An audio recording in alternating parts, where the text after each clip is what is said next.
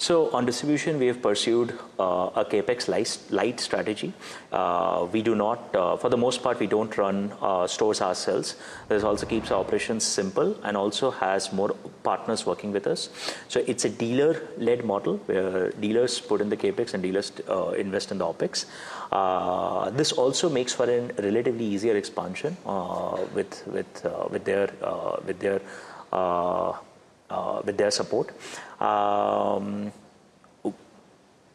Where we are largely expanding, I would say once again directionally, it's the non-South markets for us. You would notice that our throughput per store, if you were to calculate, has been substantially higher. Distribution generally is linked to how many products you have. The wider your product portfolio, easier it is to have more stores that can be profitable independently. And generally as a company, we've been very focused on profitability. This has been something we've kept right up in our radar. Adding stores, one of the most important question we ask is this store going to have profitability in the near term? And only if the answer is yes, do we progress ahead. With Rista, a lot of stores, those stores are now saying yes, which is why with dealers, we are adding a lot of distribution, especially in the recent months. Soil, can you come in here and give us an idea of the kind of break-even point? Just one more point I want to add here. Yeah. Yeah, sorry, just one more point I want to add here. India is a very large market, and I think our ICE peers have really given us a glimpse of the kind of potential that we can have with distribution here. Also, India is a very large market with very strong dealers and distributors. And I think many of them have shown an enormously strong interest. Some of the strongest dealers in the country are today Ather partners. So it's on the back of partnerships like that we're very bullish about expanding pan-India super fast. So, and just to add, at Ather, we are very, yeah. Go ahead. Yeah, so at Ather, the right unit economics and getting the operations right has been our foremost priority. And if you would have seen, when we started, we didn't started the selling of the product very aggressively till we got it right in 2022. And that strategy continues. Our top focus is getting an unit economics right and improving it day by day on the back of 46%, which is more than almost half of the workforce which we have deployed for just doing R&D and only focus on scooters, right?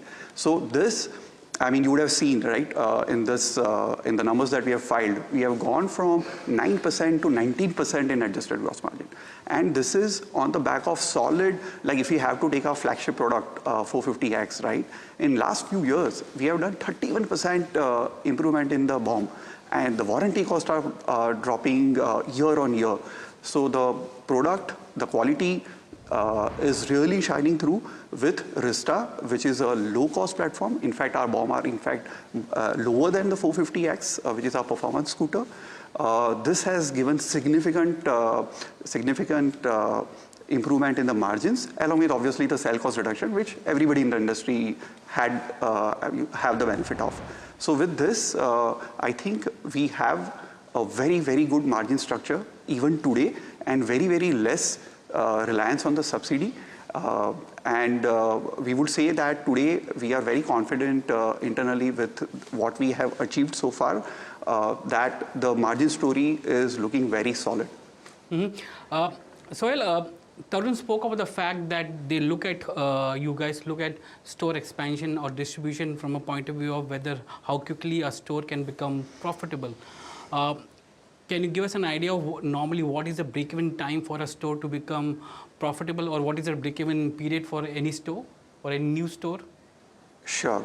So I think you would have to do your own research, because we cannot share that data because it's not a public data. But if you had to do our own research, or anybody has to do that research, you would see that the throughput per store is significantly higher.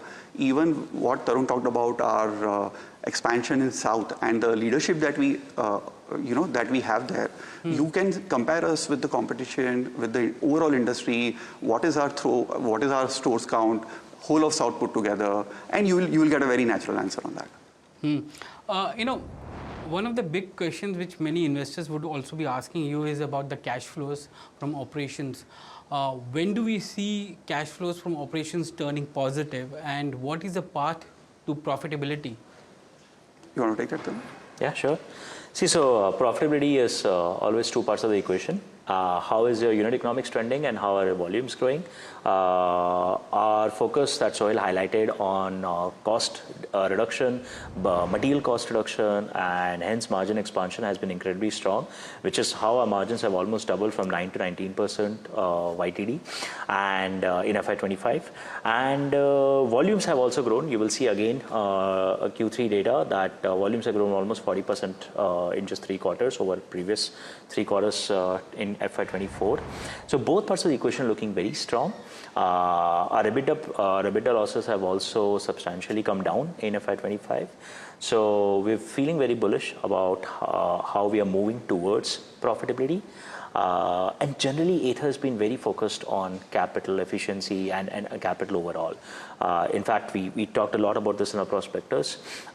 We like taking, we've always made decisions that preserve our flexibility, preserve our agility. We do not lock a lot of capital in singular decisions.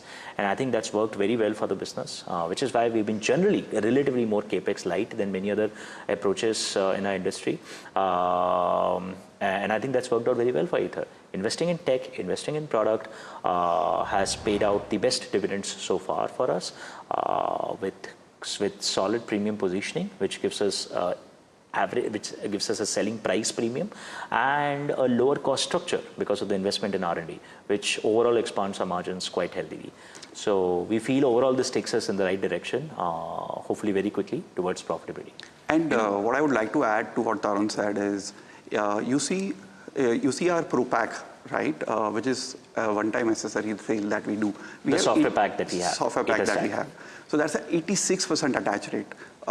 So everybody coming to the store, if 100 customers come, 86% of the customer opt to buy an Pro Pack.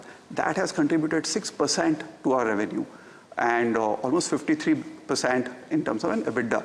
So I think that's a very unique thing, which is only Ather, where we are able to monetize this entire value proposition that we have. And this is what, I mean, this is actually shows that we are actually able to monetize what we are investing in R&D as well.